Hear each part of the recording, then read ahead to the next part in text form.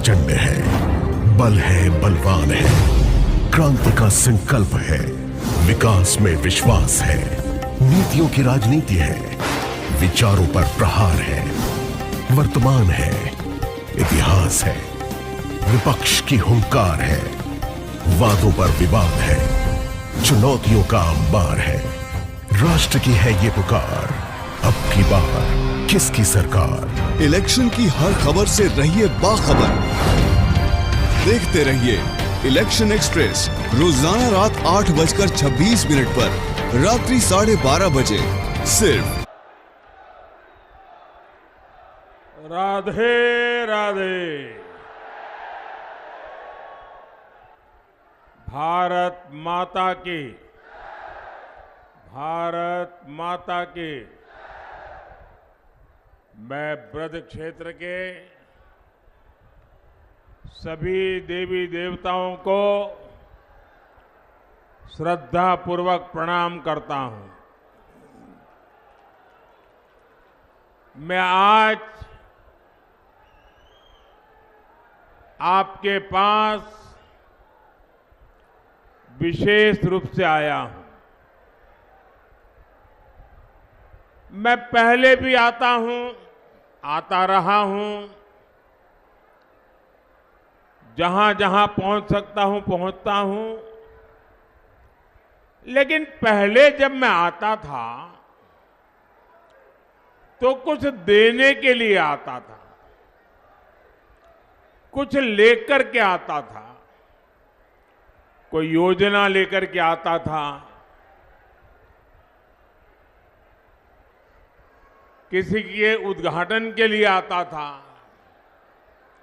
लेकिन आज मैं आपसे देने के लिए नहीं, मांगने के लिए आया हूं।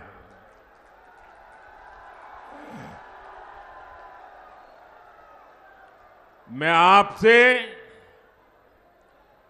विकसित भारत के लिए आशीर्वाद मांगने के लिए आया हूं।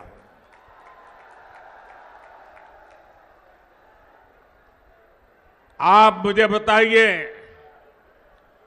अगर भारत विकसित होता है तो आपका भला होगा कि नहीं होगा? भारत विकसित होता है तो आपके परिवार का भला होगा कि नहीं होगा?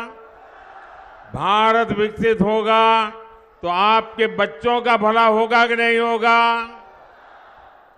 और इसलिए भी देश एकजुट होकर कह रहा है, फिर एक बार, फिर एक बार, फिर एक बार। साथियों, भारत की बढ़ती हुई शक्ति कुछ ताकतों को पसंद नहीं आती है। अब जैसे यहां डिफेंस कॉरिडोर बन रहा है, ये देश की सेना के लिए आत्मनिर्भर बनने के लिए दुनिया में निर्यात के लिए घातक अस्त्र और शस्त्र बनेंगे। लेकिन दुनिया भर में जो हथियारों के दलाल हैं, जो पुरानी सरकारों में घूस देकर के अपना काम करा लेने के एक्सपर्ट हो गए थे और पुरानी सरकारों में बैठे हुए लोगों को भी ये मलाई खाने को मिलती थी, उनको भी मजा आता था। ऐसे सारे लोग, अब मोदी जब शस्त्रों को यहां बनाने की बात करता है, देश को आत्मनिर्भर बनाने की बात करता है, तो बौखला गए हैं, बहुत नाराज हैं। वो नहीं चाहते कि भारत की सेना आत्मनिर्भर बने। इसलिए वो मोदी के विरुद्ध एकजुट हो गए हैं। इन ताकतों को रोकने के लिए, देश के उज्जवल भविष्य के लिए, देश की सुरक्षा के लिए फिर एक बार बीजेपी एनडीए सरकार लाना बहुत आवश्यक है। भाइयों और बहनों, मोदी की गारंटी सबका साथ, सबका विकास की है। लेकिन सपा कांग्रेस के इंडी गठबंधन के लिए देश से भी पहले उनका वोट बैंक और उनके लिए उनका वोट बैंक खास है। हमारा 10 साल का ट्रैक रिकॉर्ड हो या फिर भाजपा का संकल्प पत्र, हम जोर दे रहे हैं सैचुरेशन पर। कल्याणकारी योजनाओं का लाभ सबको मिले, पूरा लाभ मिले, बिना बिचौलियों को मिले, बिना रिश्वत को मिले, और जो हकदार है उस हकदार को अवश्य मिले। ये भाजपा का सैचुरेशन मॉडल है। क्योंकि जहां सैचुरेशन होता है वहां सभी हकदार को उसका हक मिलता है।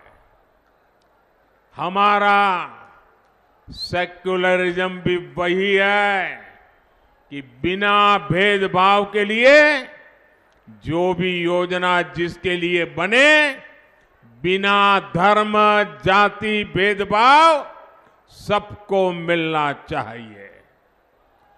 सच्चा सामाजिक न्याय भी यही है, जब आप बिना भेदभाव, बिना अपने पराए, बिना रिश्वतखोरी सबका हक पूरा करते हैं, तो इससे बड़ा सामाजिक न्याय क्या हो सकता है। और आपने देखा होगा, फ्री राशन हो, मुफ्त इलाज हो, पक्का घर हो, टॉयलेट बनाना हो, नल से जल देना हो, ये सारे लाभ हर लाभार्थी को मिले, बिना भेदभाव को मिले, ये मोदी की गारंटी है। अच्छा, मेरा एक काम करोगे? सब लोग अगर हाथ ऊपर कर बताओगे तो मैं बताऊंगा। करोगे? पक्का करोगे? देखिए, मैं दिन रात मेहनत तो करता हूं और यहां उत्तर प्रदेश में मेरी हर योजना को नीचे ले जाने में योगी जी भी रात दिन मेहनत करते हैं। उनकी पूरी सरकार मेहनत करती है। फिर भी जब आप गांव में जाएंगे, इलाके में जाएंगे, सोसाइटी में जाएंगे, हो सकता है दो चार लोग ऐसे मिल जाए जिनको अब तक ये योजना नहीं पहुंची है। तो मेरा एक काम करेंगे, जिनकी योजना नहीं पहुंची है उनकी सूची बनाना और उनको कहना कि मोदी जी ने आगरा में आए थे, गारंटी दी है कि जिनका बाकी रह गया है तीसरे टर्म में उसका भी पूरा हो जाएगा, ये बता देंगे।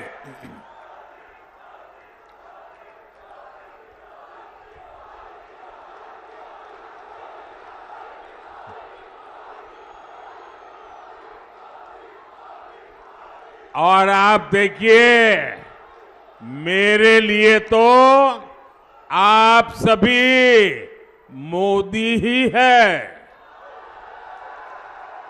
और इसलिए मेरी गारंटी आपके माध्यम से जरूर पहुंचेगी।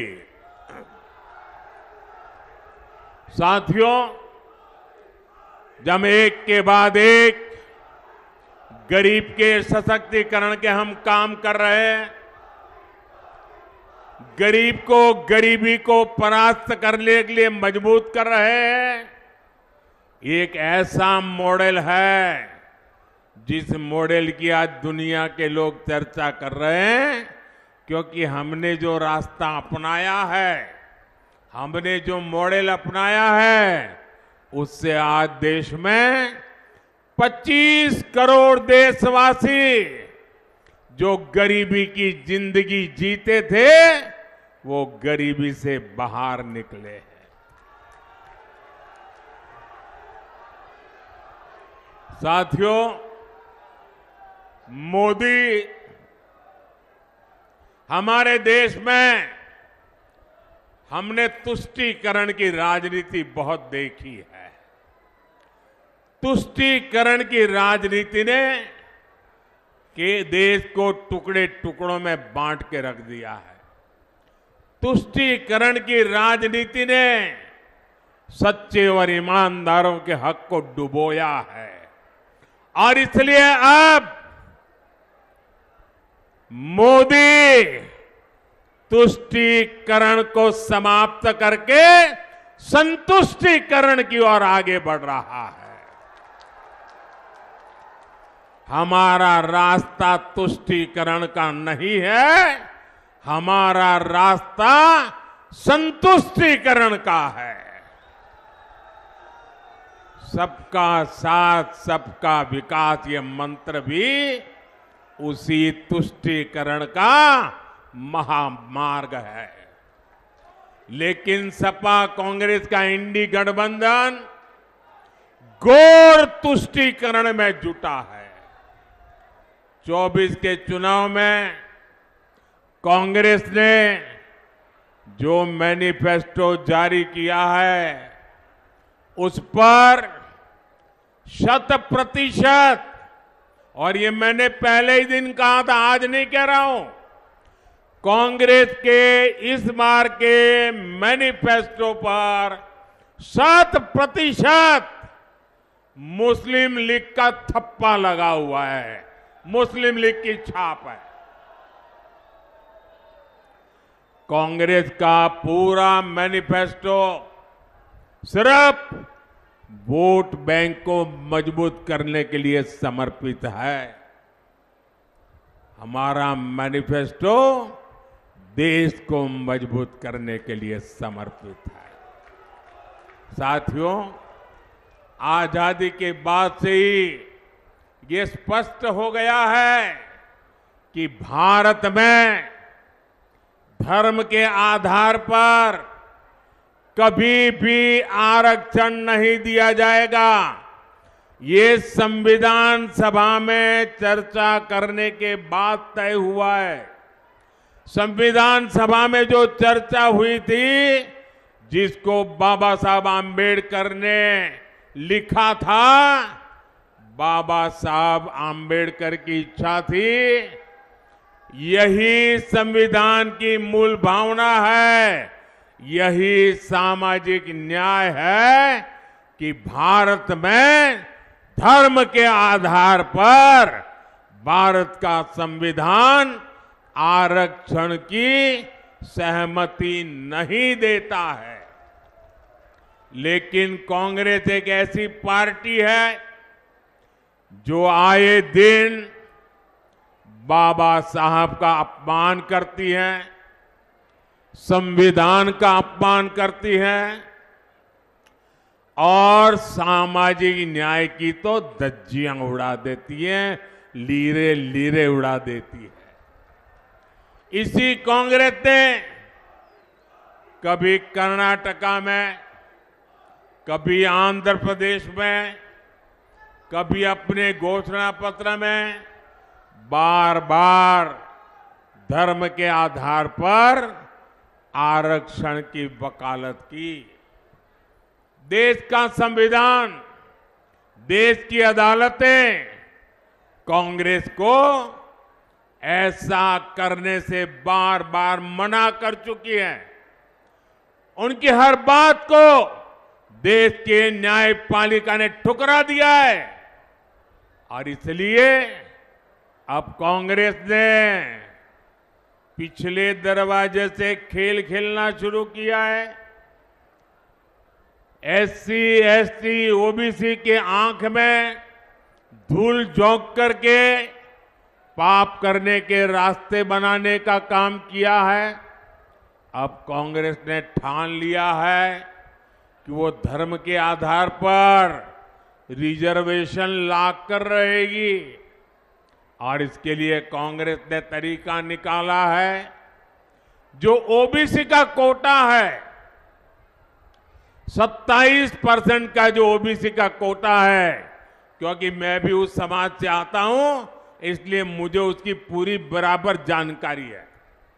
ये जो 27% आरक्षण का कोटा है, अब उन्होंने तय किया है कि उसमें से कुछ चोरी कर लिया जाए।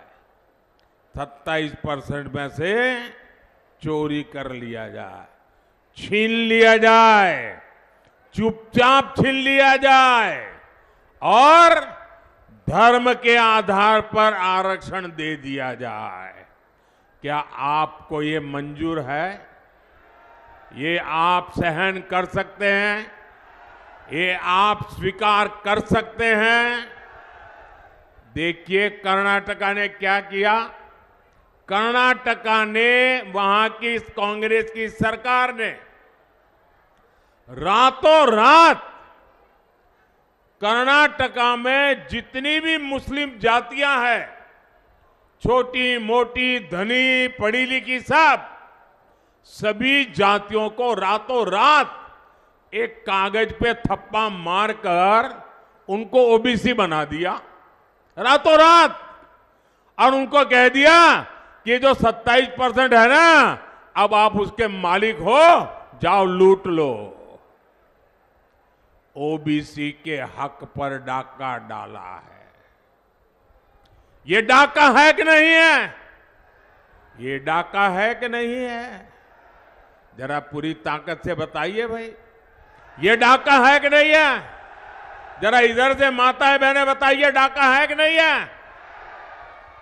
कांग्रेस का इरादा यूपी में भी यही खेल खेलने का है, यही कारनामा दोहराना है।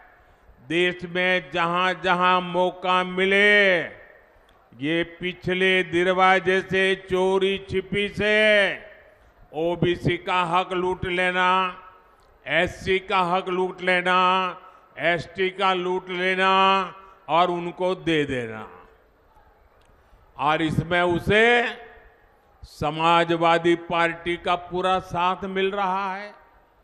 आप याद कीजिए 2012 में उत्तर प्रदेश विधानसभा चुनाव से ठीक पहले कांग्रेस की केंद्र सरकार ने तब भी ऐसी ही कोशिश की थी। इन्होंने ओबीसी के आरक्षण का एक हिस्सा धर्म के आधार पर माइनॉरिटी को देने का फैसला किया था, लेकिन तब ये अपने इरादों में सफल नहीं हुए। यूपी के लोगों को और विशेषकर ओबीसी समुदाय को कांग्रेस और सपा का ये खतरनाक खेल कांग्रेस और सपा का ये खतरनाक खेल, ये मेरे ओबीसी भाइयों बहनों को समझना पड़ेगा। दलितों को, वंचितों को, पिछड़ों को ये सपा कांग्रेस का खेल समझना पड़ेगा। यहां यूपी में हमारे कुर्मी, मौर्य, कुशवाहा, यादव, जाट, गुजर, राजभर, तेली, पाल ऐसी अनेक ओबीसी जातियां हैं। उनका हक है, भारत के संविधान के अनुसार हक है। तो इनसे छीनकर समाजवादी पार्टी और कांग्रेस अपने चहेते वोट बैंक को देना चाहते हैं। समाजवादी पार्टी अपने वोट बैंक की खातिर यादवों, पिछड़ों से ही सबसे बड़ा विश्वासघात कर रही है। तुष्टीकरण में डूबी समाजवादी पार्टी और कांग्रेस दोनों की एक ही प्रकार की सोच है। और यहां उत्तर प्रदेश में जो दो लड़कों में दोस्ती है ना, इसका भी आधार ये तुष्टीकरण की राजनीति ही है। दोनों मिलकर भाषण में तो ओबीसी ओबीसी करते हैं और पिछले दरवाजे से ओबीसी का हक छीनकर अपने वोट बैंक को मजबूत करने के लिए देना चाहते हैं। आप मुझे बताइए, क्या आप, जरा मैं आप सबसे सुनना चाहता हूं, क्या आप कांग्रेस सपा को ये पाप करने देंगे? ये बेईमानी करने देंगे? ये आपके अधिकार को लूटने देंगे? भाइयों और बहनों, योगी जी के मुख्यमंत्री बनने से पहले यहां इंडी गठबंधन वालों का नारा क्या होता था, आप भूल गए होंगे, क्योंकि योगी जी के राज में ऐसा होता नहीं है, इसलिए आप भूल गए हो। मैं जरा याद कराना चाहता हूं, उस समय नारा क्या था? जो जमीन सरकारी है, जो जमीन सरकारी है, वो जमीन हमारी है। था कि नहीं था ऐसा नारा? ऐसा नारा लगता था कि नहीं लगता था? और लखनऊ में जो बैठी थी ना सरकार, वोट बैंक वाली सरकार, उनका आशीर्वाद रहता था। ये योगी जी की सरकार आई तो ऐसे लोगों को सही जगह पर पहुंचाया।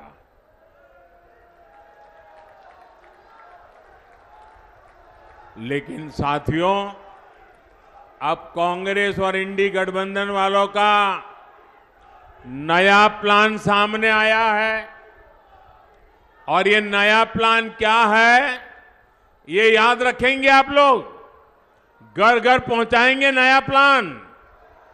जरा इधर से आवाज आए, पहुंचाएंगे। पीछे से आवाज आए, पहुंचाएंगे। जो दूर दूर है वो भी जरा बताए, पहुंचाएंगे। इनका जो नया प्लान है, याद रखना, कांग्रेस की लूट, कांग्रेस की लूट जिंदगी के साथ भी, जिंदगी के बाद भी। अब बोलेंगे आप लोग? कांग्रेस की लूट जिंदगी के और कांग्रेस की लूट जिंदगी के बाद भी, जिंदगी के। कांग्रेस के लोग कहते हैं, बार बार कह रहे हैं और बड़े खुशमिजाज होकर के कह रहे हैं, जैसे उन्होंने बहुत बड़ा तीर मार लिया। वो कहते हैं अब आपकी सबकी संपत्ति की जांच होगी। एक्सरे, कांग्रेस के शाहजादे की एक्सरे मशीन अब बहनों बेटियों की अलमारियों में पहुंचेगी। शाहजादे की एक्सरे मशीन लॉकर में पहुंचेगी। अरे किसी गरीब मां ने कुछ अपनी बेटी के लिए बचा करके रख करके जवार बाजरे के डिब्बे में रखा है ना, तो उनकी एक्सरे वहां भी पहुंचेगी। इन्होंने मंगलसूत्र दबा के रखा है तो वहां भी इनकी एक्सरे पहुंचेगी। और थोड़ा बहुत जहर गहना जो रखा होगा, ये सपा कांग्रेस की सरकार आई तो उस पर डाका डालेगी, कब्जा करेगी। ये उन्होंने घोषणा की है, ये मैं नहीं कह रहा हूं, उनके बड़े बड़े दिग्गज कह रहे हैं, खुद शाहजादे कह रहे हैं। क्या आप, हमारी माताएं बहनें, जरा मुझे बताइए, आपके पास जो स्त्री धन है, आपके पास जो मंगलसूत्र है, क्या ये आप किसी को लेने देंगे? किसी सरकार को लेने देंगे? देश की कोई माता बहना लेने देगी? अरे सर कटवा देगी, लेकिन वो कभी नहीं देगी, ये इनको मालूम नहीं है।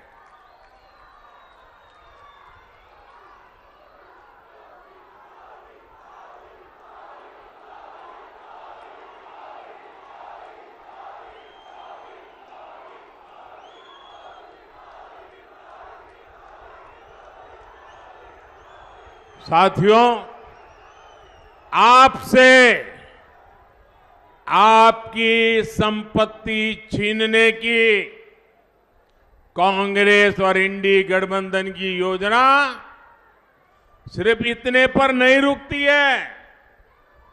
अब कांग्रेस सपा वाले इंडी गठबंधन का कहना है कि वो आपकी विरासत पर भी लूट करेंगे। आपकी विरासत का मतलब है, दादा दादी ने जो मेहनत करके बचा के बेटे को दिया है, आपके पिता ने मेहनत करके कुछ बचा करके आपके लिए रखा है। जिस दिन वो नहीं रहेंगे तो फिर ये इंडी गठबंधन, कांग्रेस गठबंधन ने घोषणा की है कि वो आपके परिवार के लोगों को मिलने से पहले 55%, आधे से ज्यादा सरकार उस पर कब्जा कर लेगी, बाकी बचा वो आपके नसीब में आएगा। बताइए, आपके माता पिता की मेहनत को आप लूटने देंगे क्या?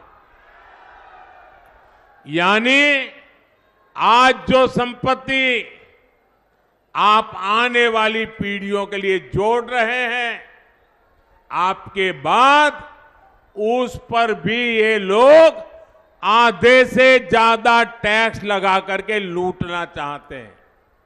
अब मैं समझाता हूं। मान लीजिए आपने अपने बच्चों के लिए 4 कमरे का घर बनाया है, तो आपके बाद सिर्फ 2 कमरे आपके संतान को मिलेंगे, 2 कमरे कांग्रेस सपा की जो सरकार बनेगी वो सरकार उसको हड़प कर लेगी। मान लीजिए आपके पास 10 बीघा खेत है, तो 5 बीघा ही आपके बच्चों को मिलेगा, बाकी कांग्रेस सपा की जो सरकार है वो हड़प कर लेगी। आप अपनी संपत्ति क्या कांग्रेस सपा के भ्रष्ट पंजे के हाथ में जाने देंगे? जरा पूरी ताकत से बनाइए, मुद्दा बड़ा गंभीर बनता जा रहा है। जाने देंगे? आपको गुस्सा आ रहा है कि नहीं आ रहा है? साथियों, एससी, एसटी, ओबीसी के हक पर डाका डालने और बहनों के मंगलसूत्र पर नजर डालने से पहले जरा इंडी गठबंधन वालों, ये दीवार पर लिखा हुआ पढ़ लो और कान खोलकर सुन लो। जब तक मोदी जिंदा है,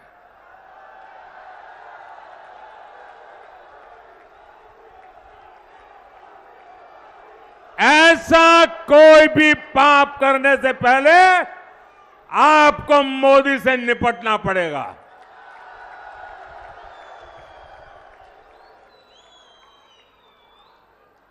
हमारा संकल्प है, जो भ्रष्टाचारी है उनकी जांच होगी।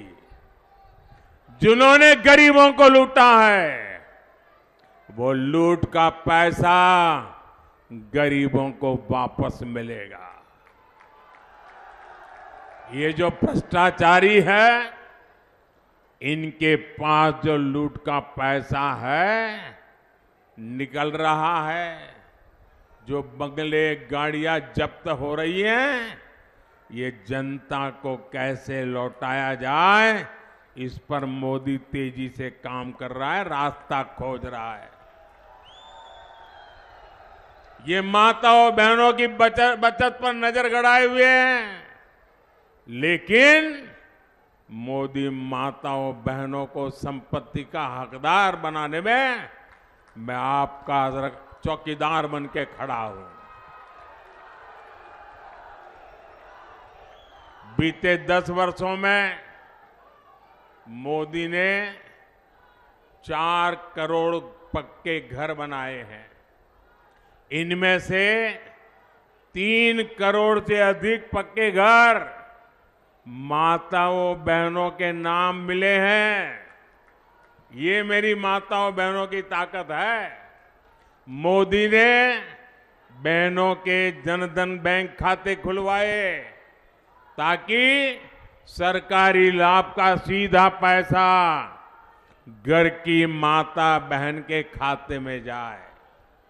और अब मोदी की गारंटी है कि 3 करोड़ बहनों को, आंकड़ा याद रखिए, 3 करोड़ बहनों को लखपति दीदी बनाया जाएगा।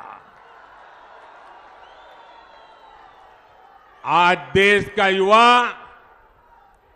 आत्मविश्वास से भरा हुआ है, आशावान है, सामर्थ्यवान है, कर्तृत्ववान है और मुझे मेरे देश के युवाओं पर नाज है।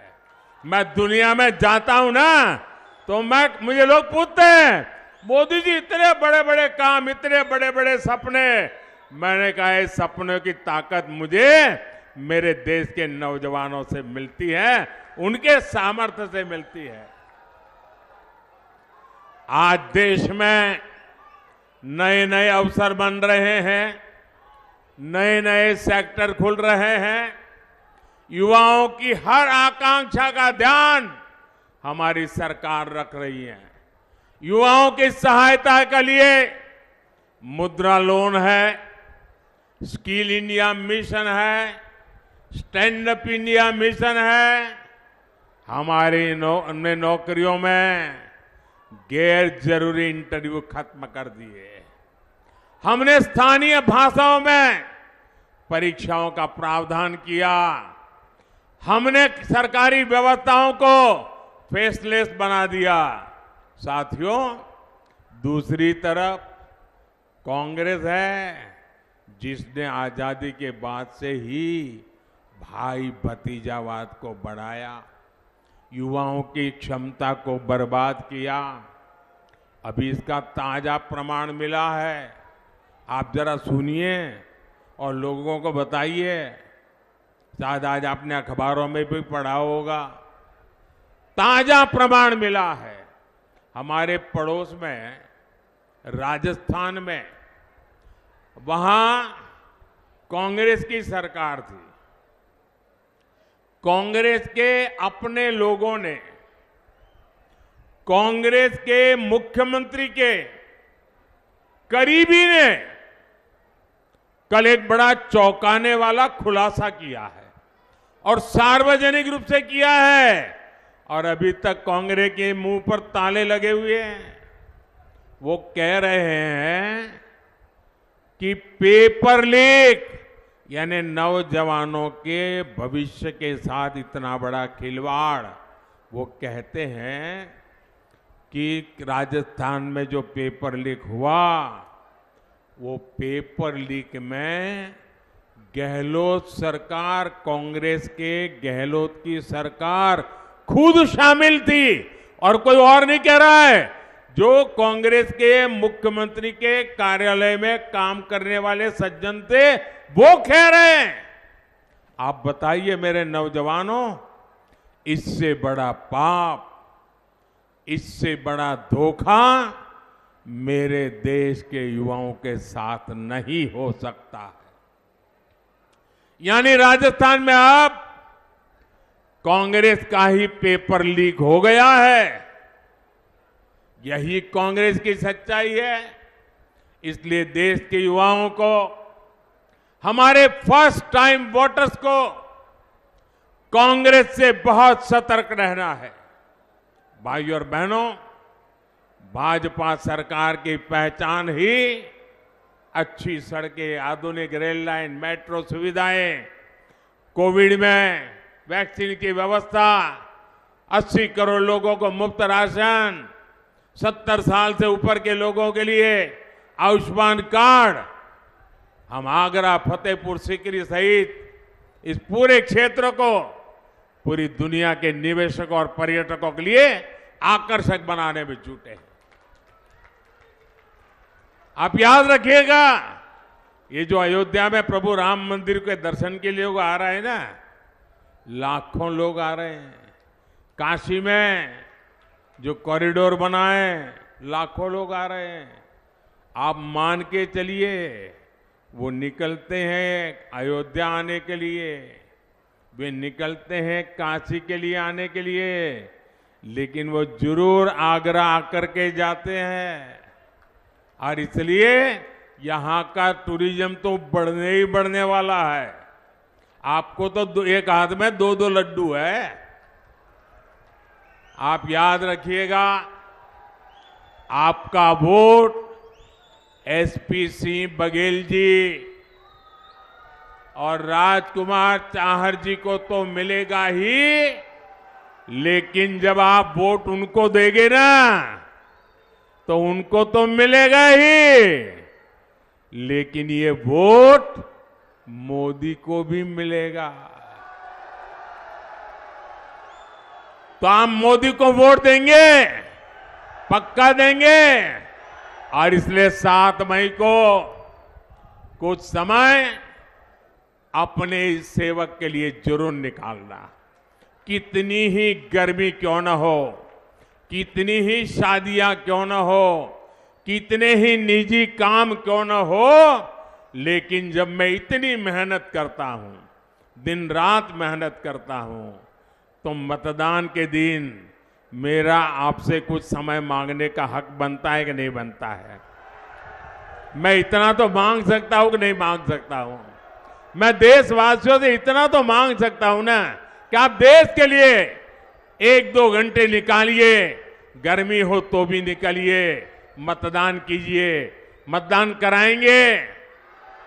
अच्छा, मेरा एक और काम करेंगे, घर घर जाएंगे, घर घर जाकर के कहना मोदी जी आए थे, आप सबको राधे राधे कहा है। पहुंचा देंगे राम राम, मेरा राम राम पहुंचा देंगे। बोलिए भारत माता की, भारत माता की, भारत माता की। बहुत बहुत धन्यवाद।